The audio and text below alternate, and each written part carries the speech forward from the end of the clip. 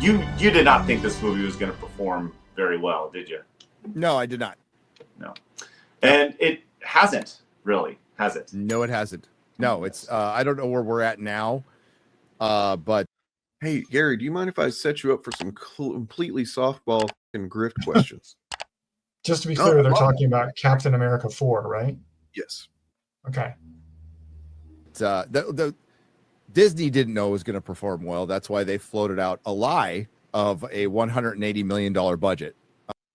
A lie. A lie.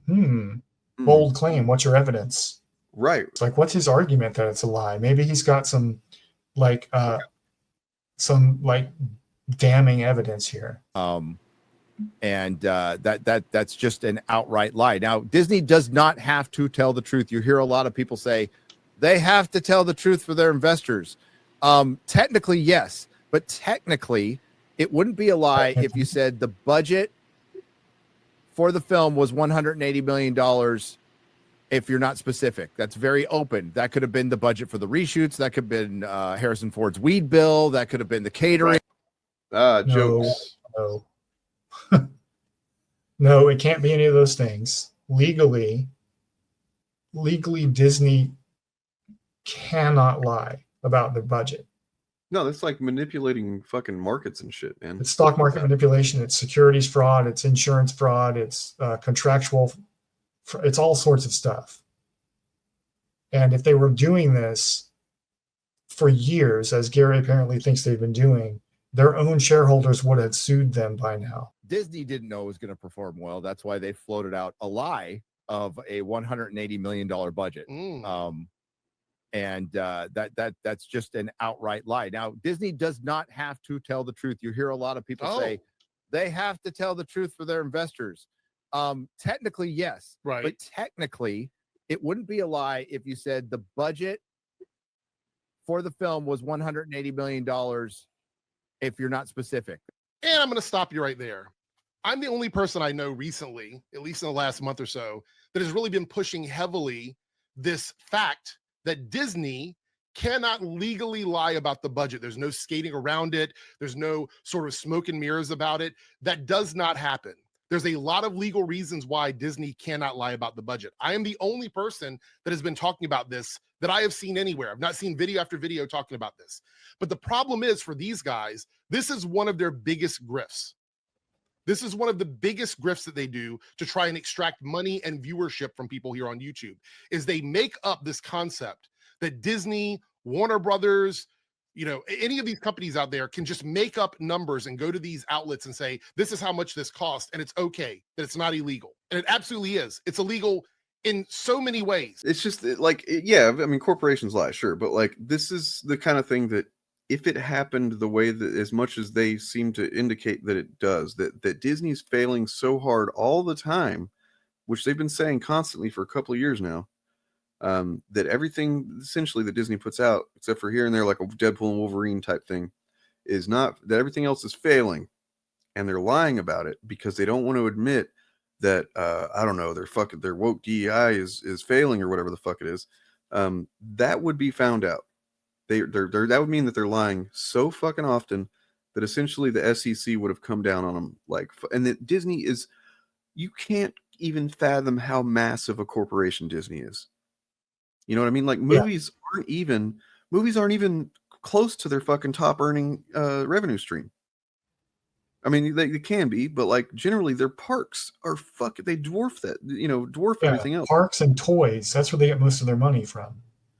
To think that they're so desperate for people to believe these movies are doing well when they're not, that they're gonna fucking constantly lie about budgets, which something that like any one time they do that would be illegal on several fronts, is insane. It's just insane.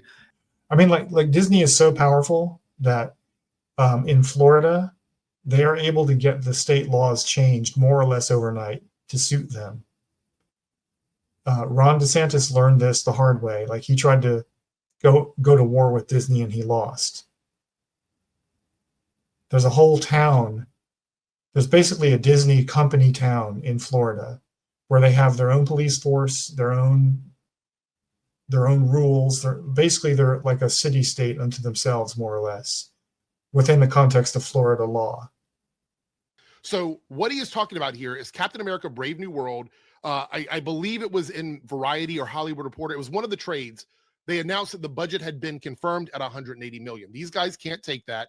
They want to say the movie cost $300 million to make, not just advertise, but to make. They're saying they're floating around. There's another like $150 million that went into the movie of invisible money, that these people just wrote blank checks to Disney and have no idea where their money was going because Disney can just lie about the budget. That's what they're trying to suggest is happening here. I want you guys to understand that is not how business works. Investors would not write blank checks to Disney and just allow them to go out like a credit card and run up funds for an inflated budget on a film. Why would Disney announce an overage in budgets for some movies, but not all movies? The answer is they wouldn't. They wouldn't do that. There's lots of legal reasons. I'm just going to go over the legal reasons here. So the first big one, if they lie about the budget, is an SEC violation, securities fraud. If Disney knowingly reports false financial information about a film's budget, it could be considered security fraud under U.S. law. So all these points by Eric are delicious and perfectly well stated. I'd like to add something to it. Okay, let's take it face value let's take, just say, okay, sure. They're lying all the time. They're lying because about their movie budgets. They're lying about how much, blah, blah, blah, because, and the implication behind each one of those is that because they're failing because of woke DEI stuff and Disney refuses to admit that or something. Okay. So don't you think that given the opportunity, Disney would kind of take the off ramp of the woke DEI business? Because they're clearly losing money if we're judging based on their these Shud's content, right? They're failing all the time. So given the opportunity, even giving a mandate, almost let's say they had a vote, like for the shareholders, and they're like, let's vote on, should we keep doing this? Should we, kind of just stop with all this? Go, no, we got to get rid of this shit. How much have we had to lie? We're so lucky. We're so fucking lucky that the SEC hasn't come down on our asses yet, because we've lied so much. We got to get out of this shit. Okay, well, what about this?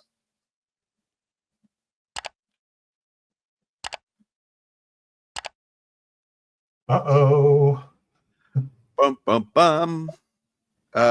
They literally had a vote, and what was it, like 1% of the shareholders is all that voted to not do the woke DEI stuff anymore. 1%. Now, shareholders, these are people that literally have literal investments in the fucking success of Disney. What are they? Are they stupid? Do they think negative money is good? What's wrong with them? Why would they do this? Oh, it's because these fuckers have lied constantly on their content. Yeah, they're all woke Marxists. Right, that's it. They hate money. They're trying to get rid of their money, and they can't find an easier way to do it, I guess. I don't know. Right. The best way to redistribute your wealth is to invest in a woke company that's failing. And then when it gets like broken up by the government, the government will obviously redistribute that cash in a just way. Right? They also said no to an Elon Musk-inclined measure to probe Disney's alleged moves in recent years to demonetize platforms, podcasts, news outlets, and others for expressing disfavored political and religious viewpoints. We received proxies for approximately 7% of shares voting to approve the proposal for Item 5 relating to consideration of participation in the Human Rights Campaign's Corporate Equality Index.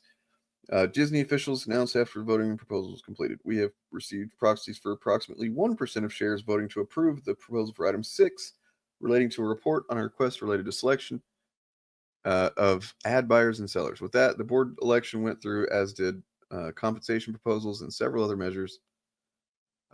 Declared the blatantly political items not approved. On a practical level, the shunning of the Trump-tinged measures was a bit of a no-brainer in terms of Disney's executives actually being able to run the company and conduct business as a global brand, even if they're leaning in the direction of such directives. Yeah, this is a important point. Disney is not an ally. Disney is not trying to fucking... They're not like, oh, we got to help the gays and the brown people. We got to give them more representation because it's the right thing to do. They're doing it because they are a global brand and they want to be able to sell their products to literally everybody. And if not literally to everybody, this project, they want this project to go to a specific type of everybody, and then the next one's going to go to the other everybody's, but Right. ideally be able to sell everything to everybody. And they're not allies, as you said, but I think one of the things that Comrade Disney here did that will have positive outcomes is they've created breathing room for other big media companies who all blinked and bent the knee right away out of fear. That for them to like reconsider that and like go back on what they did, because it is impossible in the modern economy to not be diverse and inclusive. They're just leaving too much money on the table if they do that. One thing that I want to look into, and I don't know if there's really a way to fully see this until some time has passed and you see what they do, but like I suspect that some of these companies, like it's one thing to say we're taking the DEI initiatives off of our books, right? Mm-hmm. Mean that you have to, or that you're even necessarily going to stop hiring or promoting or structuring your workforce with those things in mind. You know what I mean? That just means that, okay, we can take the heat off of us. And I'm not saying any specific company at all. I just think that that's probably something that to a degree has happened. And will Yeah, happen. I suspect most of them are just renaming their DEI initiative something else and going to continue doing it the way they were always doing it. What are they looking at? They're looking at months, years of being fucking pointed at by the Trump administration as, doing some kind of anti-American shit. Yeah. It's probably a good business move to just get rid of it on paper, or at least change the name of it, change what the structure looks like of the program or whatever. Yeah. But here's what Disney understands, though. Disney understands that Trump does not have a mandate, right? They didn't buy into the idea that this was a landslide election, and the overwhelming majority of the American public believe in all this anti-DEI stuff. They just looked at the numbers and made a rational calculation that they can continue doing their DEI initiatives the way they want to and continue making money at it because the Republicans barely won the election. Just barely. And so Disney, I think, is looking at the long-term game plan here and realizing these guys' days are numbered. It's not going to be long before the rest of the media ecosystem realizes that this is all a paper tiger and so forth. Now, they might turn out to be wrong about that, but that's their calculation.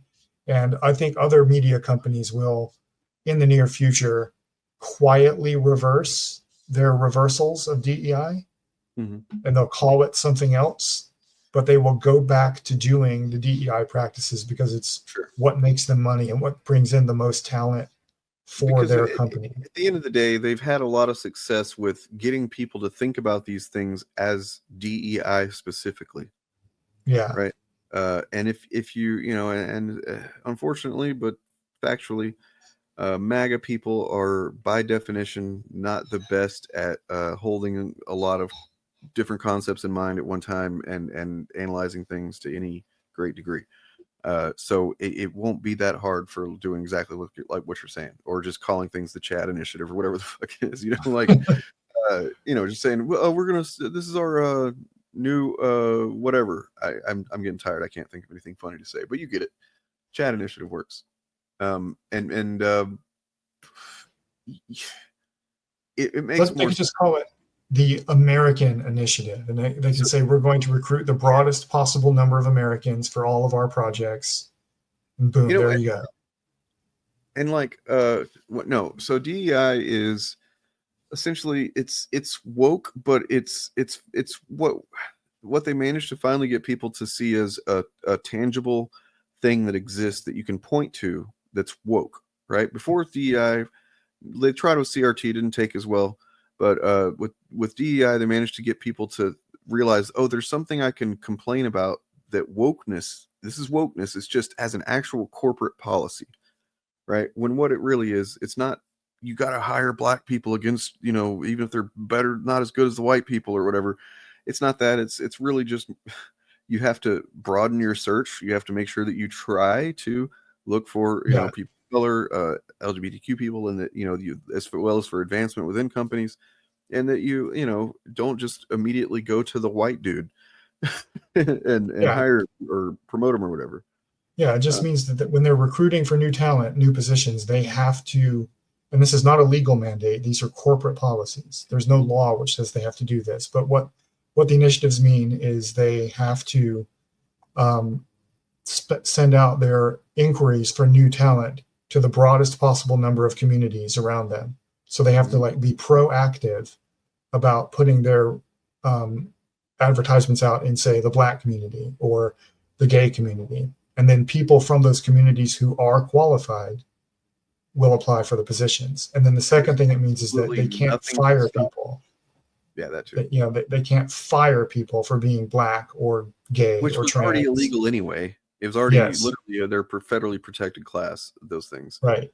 So it just there's nothing that stops these companies from doing any of that without having an official DEI initiative on the books. And what the main thing is, it's not the goodness. I'm not like, oh, the people that run these companies are actually good people. And it's not that. What keeps me honestly thinking that they're going to do the right thing is because especially these massive multimedia corporations, not just their consumer base being global, but their employees. Mm-hmm.